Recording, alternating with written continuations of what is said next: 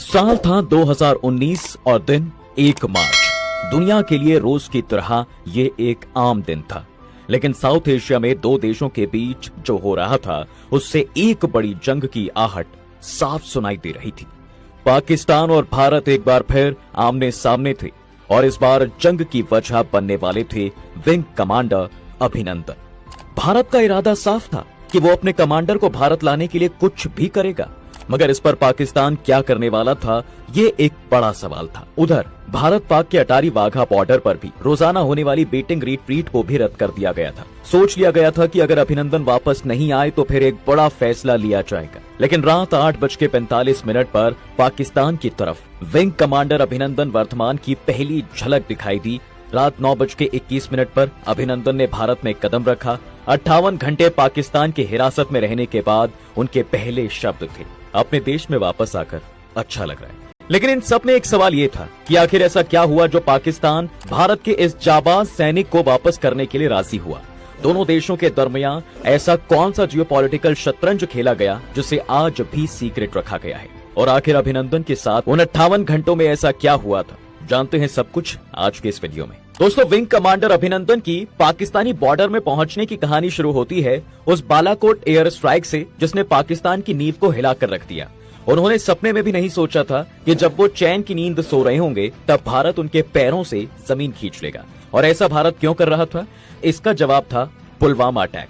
दरअसल हुआ यह था कि 14 फरवरी 2019 को जम्मू कश्मीर के पुलवामा में सीआरपीएफ के काफिले पर आतंकी हमला होता है। देश के 40 जवान शहीद हो गए थे। इसी के जवाब में भारत ने भी प्लान बना लिया था कि वो पाकिस्तान को सबक तो सिखाएगा। इसलिए उसके करीब 2 हफ्ते बाद 26 फरवरी को रात को इंडियन एयरफोर्स ने बालाकोट एयर स्ट्राइक को अंजाम दिया, जिसके तहत 12 मिराज विमानों ने एलओसी से 80 किलोमीटर अंदर पाकिस्तान में घुसकर वहां मौजूद मिलिटेंट ग्रुप के आतंकी अड्डों को तबाह कर दिया। अब रात को पाकिस्तान को इससे पहले पता भी चल पाता, उससे पहले इंडियन फाइटर पायलट्स वापस अपने बॉर्डर पर थे।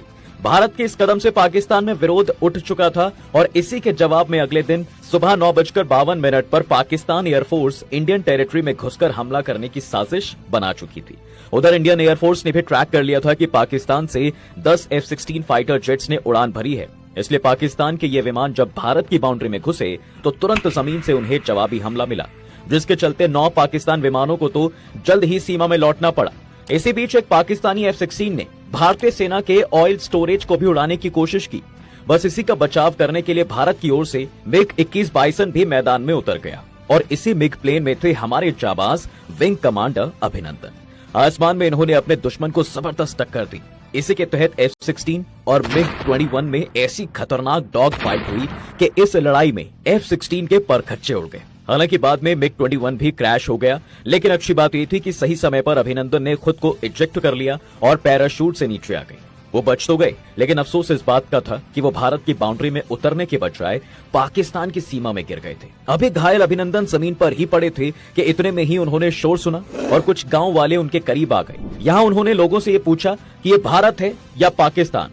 गाँव वालों ने कहा भारत है। अभिनंदन ने सच्चाई जानने के लिए कहा भारत माता की जय, जय हिंद, लेकिन गांव वालों ने कोई जवाब नहीं दिया। फिर अभिनंदन ने पूछा ये भारत का कौन सा इलाका है। तब एक ग्रामीण ने कहा था होरान गांव पीओके। ये गांव भारतीय सीमा से 7 किलोमीटर दूर था। अभिनंदन ने कहा मेरी पीठ में चोट लगी है, क्या मुझे थोड़ा पानी मिलेगा। ये सुनने के बाद कुछ गांव वाले पाकिस्तानी आर्मी जिंदाबाद के नारे लगाने लगे। अभिनंदन ने अपनी सर्विस रिवॉल्वर तान रखी थी। गांव वाले अभिनंदन पर पत्थर बरसाने लगे। अभिनंदन समझ गए कि वो पाकिस्तान में हैं और अब उनके लिए मुश्किलें पड़ने वाली हैं, इसलिए उन्होंने हवा में फायर किया और वहां से भागने लगे। इसी बीच गांव वाले भी उनके पीछे लग गए। अब ले देकर आधा किलोमीटर भागने के बाद अभिनंदन एक तालाब किनारे पहुंचे। उनके पास कुछ सीक्रेट डॉक्यूमेंट्स थे जिन्हें उन्होंने पानी में भरकर खराब कर दिया। कुछ डॉक्यूमेंट्स तो वो खुद खा गए ताकि वे दुश्मन के हाथ ना लगे। इतने में गांव वालों ने भी अभिनंदन को पकड़ लिया और मारपीट करने लगे। इसी दौरान किसी ने पाकिस्तान आर्मी को खबर दे दी कि भाई भारत का एक पायलट यहाँ गिरा है। जल्द ही आर्मी के 2 जवान या अफसर वहां पहुंचे और वहीं पर उनसे पूछताछ करने लगे। जवानों ने पूछा कि आप कौन हैं? अभिनंदन ने कहा मैं विंग कमांडर अभिनंदन, आईडी नंबर 27981। इस वक्त अभिनंदन की आंखें सूजी हुई थी, चेहरे से खून बह रहा था। अभिनंदन की आंखें कपड़े से बांधकर उन्हें आर्मी यूनिट में लाया गया, जहां से उनकी वीडियो बनाकर वायरल कर दी गई। इधर अभिनंदन भले ही पाकिस्तान के पास थे, लेकिन भारत भी अपने इस सैनिक को बचाने के लिए पीछे नहीं हटने वाला था। उनकी तरफ से अभिनंदन को वापस लाने की कई कोशिशें की जा रही थी। अब आगे बढ़ने पाकिस्तान में अभिनंदन से पूछताछ हो रही थी। पाक आर्मी मेजर उनसे जानना चाह रहे थे कि वो कौन है, उनका मकसद क्या था और कौन सा विमान उड़ा रहे थे। यहाँ अभिनंदन भी जानते थे कि वो ये जानकारी पाकिस्तान आर्मी को नहीं दे सकते, इसलिए उन्होंने किसी भी तरह की प्राइवेट जानकारी शेयर करने से मना कर दिया था। इसी दौरान होरान गांव के किसी ग्रामीण ने भाई सोशल मीडिया पर अभिनंदन का पकड़ने वाला वीडियो जो है वो डाल दिया। कुछ ही मिनटों में ये वीडियो भारत में भी देखा गया। भारत को कंफर्म हो गया कि अभिनंदन जिंदा हैं और वे पाकिस्तान आर्मी की कस्टडी में हैं। थोड़ी ही देर में पाकिस्तान आर्मी ने भी एक वीडियो वायरल कर दिया। इसमें वो विंग कमांडर अभिनंदन से पूछताछ कर रहे थे। ये एक प्रोपेगेंडा वीडियो था जो एडिटेड था। इसमें अभिनंदन पाकिस्तान आर्मी की तारीफ कर रहे थे। अभिनंदन का वीडियो वायरल होते ही भारत सरकार एक्टिव हो गई। तुरंत विदेश मंत्रालय ने एक्शन प्लान बनाया और पाकिस्तान को संदेश भिजवाया गया कि वो जिनेवा संधि के अनुसार अभिनंदन को वापस लौटाएं। दरअसल जिनेवा संधि के तहत किसी युद्ध बंदी को तंग नहीं किया जाना चाहिए, न ही डराया या धमकाया जाना चाहिए। युद्ध बंदी से सिर्फ उसका नाम, सेना में पद और यूनिट के बारे में पूछा जा सकता है। दोनों देशों के बीच राजदूतों के माध्यम से इस टॉपिक पर बात होती रही। भारत ने पाकिस्तान को संदेश भिजवाया कि अभिनंदन को कुछ हुआ तो ठीक नहीं होगा। भारत सरकार ने कई तरीकों से पाकिस्तान पर डिप्लोमेटिक दबाव बनाने की योजना बनाई। उधर पाकिस्तान भी इस मामले को संयुक्त राष्ट्र ले जाने की तैयारी में था, लेकिन भारत की सख्ती के आगे वो ऐसा ना कर सका। अब आप सोच रहे होंगे कि भाई आखिर भारत ने ये स्ट्रांगनेस पाकिस्तान को कैसे दिखाई? आखिर हमारे पास ऐसा कौन सा तुरुप का इक्का था जो पाकिस्तान चुप हो सकता था? वेल, इसका जवाब था जियोपॉलिटिकल प्रेशर। दरअसल भारत का विदेश मंत्रालय वो हर कोशिश कर रहा था जिससे पाकिस्तान को घेरा जा सकता था, और इसी के तहत उन्होंने P5 देशों यानी चीन, फ्रांस, रूस, ब्रिटेन और अमेरिका के राजदूतों को बुलाया था।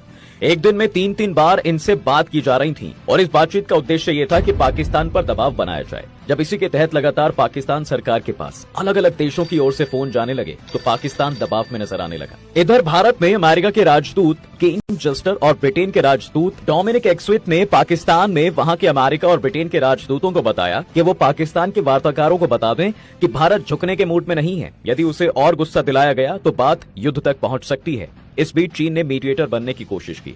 उसने कहा कि वो भारत और पाकिस्तान में अपना रिप्रेजेंटेटिव भेजकर मामले को सुलझा सकता है। भारत ने इससे इनकार करते हुए कहा कि वो इसे डील करने में सक्षम है। अब जब ये सब चल रहा था तब 27 फरवरी को इस्लामाबाद में अमेरिकी एम्बेसी में यूएस, यूके और फ्रांस के राजदूतों की मीटिंग बुलाई गई, जिसमें पाकिस्तान की फॉरेन सेक्रेटरी तहमीना जंजुआ भी थी। सभी राजदूत जंजुआ को ये समझा रहे थे कि हालात ठीक नहीं है। अभिनंदन को ना सौंपने पर क्या अंजाम होगा, इस संभावना पर चर्चा हो रही थी। अचानक 5:45 पर जंजुआ के पास एक नोट आया। इसे पढ़ने के बाद उन्होंने बोलना बंद कर दिया। उन्होंने बताया कि पाक आर्मी ने नोट भेजा है कि भारत ने पाकिस्तान की तरफ मुंह करके 9 मिसाइलें तैनात कर दी हैं। वो कभी भी हमला कर सकता है। इसके साथ ही इंडियन एयरफोर्स भी युद्ध के लिए तैयार है। वो अपने पायलट को ना छोड़े जाने पर तबाही मचा सकते हैं। पाक विदेश सचिव ने यूएस, यूके और फ्रांस के राजदूतों से कहा कि प्लीज ये बात आप अपने अपने राष्ट्र अध्यक्षों को बताएं ताकि भारत पर दबाव बनाया जा सके। उस रात P5 देशों की राजधानियों में रात भर दफ्तर खुले रहे। कोई भी इस तनाव से नींद नहीं ले पाया कि कहीं भारत युद्ध न छेड़ दे। फिर अगले ही दिन दिल्ली में अमेरिका और ब्रिटेन के राजदूत से खबर आई कि पाकिस्तान आतंकवाद रोकने को लेकर गंभीर है। वो अभिनंदन को छोड़ने के लिए भी तैयार हैं। पाकिस्तान के पीएम खुद अभिनंदन की रिहाई का ऐलान करेंगे और इस तरह भारत की चारों तरफ से दबाव बनाने की रणनीति काम आई और पाकिस्तान हमारे पायलट को लौटाने को तैयार हो गया। एक तरफ इस खबर से भारत में खुशी और सुकून की लहर थी, तो वहीं पाकिस्तान के लिए ये एक बेहद कठिन रात थी। इस दिन पाकिस्तान के विदेश मंत्री शाह महमूद कुरैशी ने घंटे भर तक पाक आर्मी चीफ कमर जावेद बाजवा, कुछ सांसद और मंत्रियों से बंद कमरे में बात की थी। इस मीटिंग में इमरान खान को भी बुलाया गया था, लेकिन बाजवा और इमरान के बीच चल रहे मनमुटाव के चलते वो बैठक में नहीं आए थे। इस बैठक में विदेश मंत्री कुरैशी ने बाजवा से रिक्वेस्ट की कि खुदा के लिए आप उस पायलट को सलामत जाने दें, नहीं तो रात 9 बजे इंडिया हम पर हमला कर देगा। इस ना नुक्कुर में ले देकर आर्मी और पाकिस्तानी गवर्नमेंट के बीच सहमति बन गई और इसी के चलते 28 फरवरी 2019 को दोपहर को पाकिस्तानी संसद में इमरान खान ने ये ऐलान किया था कि शांति संदेश के तौर पर हम भारतीय पायलट अभिनंदन को रिहा कर देंगे। इस स्टेटमेंट को पूरी दुनिया ने लाइव देखा था और उसके बाद तो मानो भारत में खुशी की लहर ही दौड़ गई थी। हर कोई इसे भारत की एक बड़ी जीत की तरह देखने लगा और देखा जाए तो ये भारत की जीत ही थी, क्योंकि पहली बार पाकिस्तान इस तरह भारत के आगे झुक रहा था। इसलिए भारत की ओर से प्रस्ताव रखा गया कि अभिनंदन को लेने के लिए एक विमान इस्लामाबाद जाएगा, मगर पाकिस्तान सरकार ने इसे खारिज कर दिया। इसके बाद पाकिस्तान ने तय किया कि वो दोपहर 2 से 5 बजे वो वाघा बॉर्डर से अभिनंदन को सौंपेगा। इसके बाद भारत ने पाकिस्तान में एक टीम को एक्टिव किया जो अभिनंदन को पाकिस्तान से लेकर आएगी। फाइनली तय किया गया कि air attache group captain Joy Kurian Wagah जाएंगे। जॉय कुरियन 3 साल से पाकिस्तान में भारत की एम्बेसी में ही तैनात थे।